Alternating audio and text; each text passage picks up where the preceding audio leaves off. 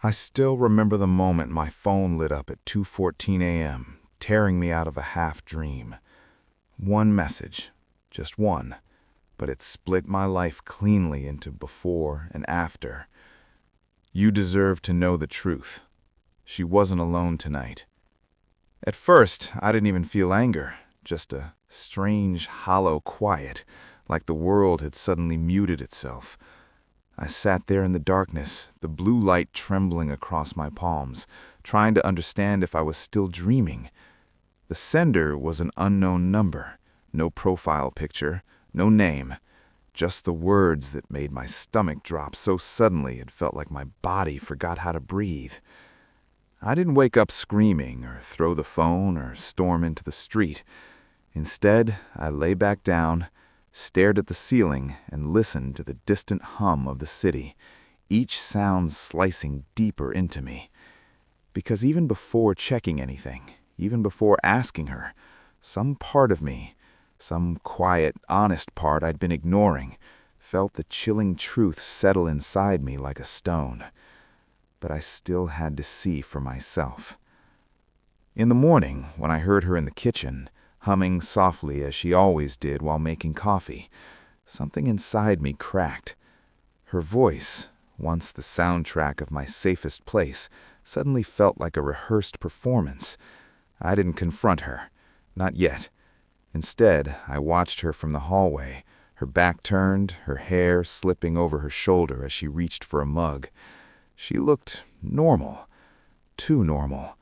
And for the first time in months, I realized how little I really knew about what she felt when she smiled like that. She saw me, and her face lit up. "You're awake early," she laughed, leaning in to kiss me.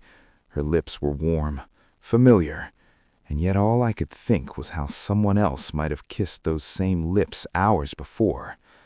I played along, pretended everything was fine, pretended I hadn't read the message a dozen times already. She talked about weekend plans, about a movie she wanted to watch, about maybe redecorating the living room.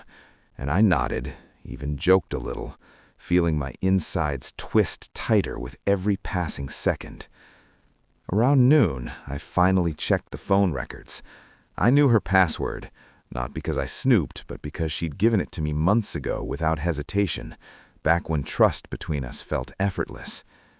There it was. A number I didn't recognize. Late-night calls, long ones, some as long as an hour, and text messages. A lot of them. Hundreds. I remember my fingers trembling as I scrolled. The betrayal wasn't loud or dramatic. It was slow and suffocating, like sinking into deep water while everyone around you thinks you're just taking a swim. I didn't confront her that day, or the next. Instead, I became a silent investigator in my own relationship.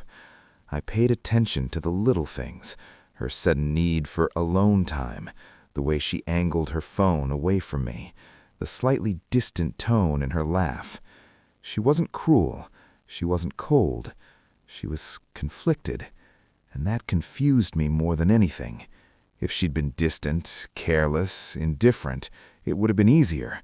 But she kept trying, or pretending to try, and that created a war inside me. Every night I lay next to her wondering who she imagined when she turned away from me. Every morning I woke up asking myself when I'd lost her, and why I hadn't noticed sooner. A week later, I got another message from that same anonymous number. "If you want the truth, go to the corner of 7th and Willow, 10 p.m. I didn't want to go. I wanted to pretend none of this was happening, but I couldn't. Curiosity was one thing, fear was another, and I was terrified of becoming the kind of man who lived in denial. It was cold that night, the kind of cold that cuts through your jacket and nips at your fingertips. The street was quiet, except for a flickering street lamp that buzzed like an insect in my ear. I waited. 5 minutes, 10, 15. Just when I was about to leave, someone stepped out of the shadows. He looked nervous, too nervous. "You're Alex, right?" he asked. My stomach twisted. "Who are you?" He hesitated, rubbing his palms together as if warming them. "I'm not trying to start anything. I just thought you should know what's going on." He told me he worked with her. They'd all known for months. Everyone saw the glances, the lingering touches she thought nobody would notice, the late nights she claimed were work emergencies. He didn't know the guy's name, just that he showed up often, always late, always waiting outside. I remember feeling physically sick. When I returned home, she was on the couch, wrapped in a blanket, watching something on TV. She looked up and smiled, but I must have looked different, haunted maybe, because her smile faltered. "Are you okay?" she asked softly. I opened my mouth to speak, but all that came out was a whisper. "We need to talk." The way she froze told me everything. She knew. She knew what this conversation was about long before I could form the words. "Please don't," she said, her voice cracking. "Not yet." And then she cried. Not a manipulative cry, not dramatic. It was a slow, painful unraveling, as if she'd been holding back for months. And I hated that I still cared enough to feel her pain like it was my own. "Tell me the truth," I whispered. She covered her face with her hands, shaking. "It was nothing, I swear. It wasn't what you think." I felt anger flare up inside me, hot, sharp, explosive, but it didn't feel good. It felt corrosive. "Nothing? You've been meeting someone, calling him, hiding things. That's not nothing." She looked up, eyes red. "I know, but I didn't sleep with him." I didn't know whether to believe her. Part of me wanted to, desperately, but another part remembered the midnight messages, the drawn-out hugs she'd given me lately, as if trying to erase guilt with affection. "Why?" I asked. "Why him? Why hide it?" She closed her eyes. "Because I didn't know how to tell you I was unhappy.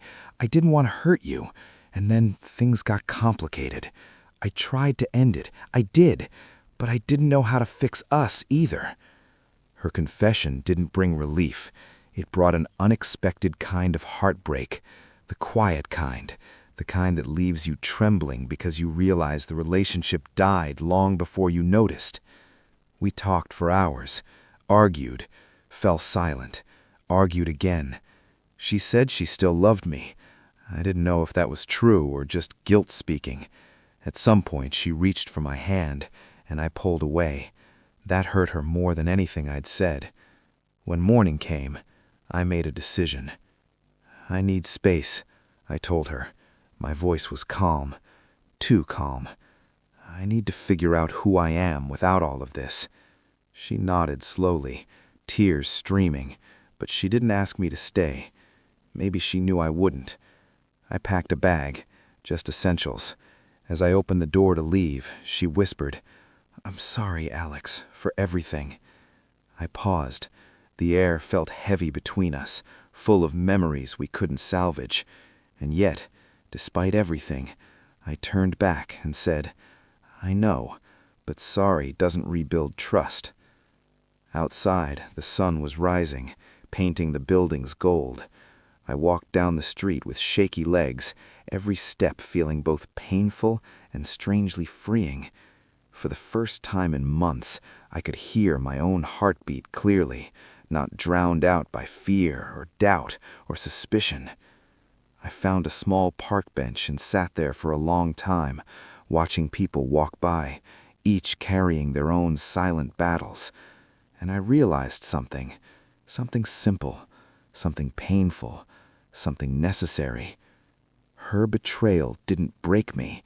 It revealed me. Revealed the parts I ignored, the strength I didn't know I had, the courage I thought I'd lost.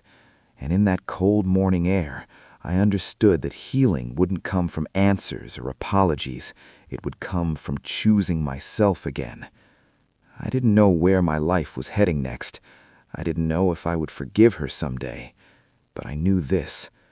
I would rise from this, piece by piece, breath by breath, until the pain transformed into something I could carry without breaking. And as the sun climbed higher, warming my face, I finally whispered the truth I had been afraid to admit. I'm going to be okay. Not today, not tomorrow, but eventually. And for now, that was enough.